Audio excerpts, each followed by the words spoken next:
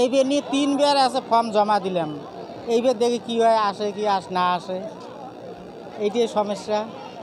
বাবা মার নাম আছে, বোনের নাম আছে, আমার 5 ভাই বোনের নাম নাই।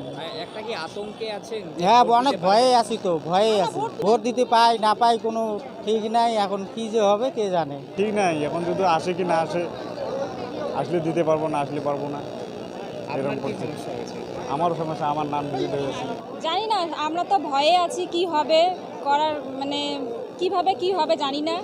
দেখা যাক কি করা যায়। এগুলো জমা দিচ্ছি, দেওয়ার পরে যদি আমাদের নাম আসে তাহলে ভোট দিতে পারবো, আর নাম না আসলে তো ভোট দিতে পারবো না।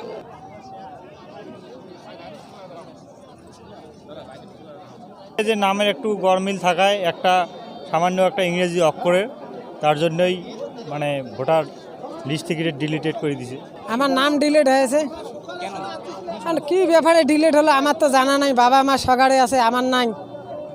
এখন বিচার দিন ছিলাম, ওইখান থেকে পরে আবার লিস্ট বেরিয়েছে ডিলিট। এখন আপিল করতে আসছি।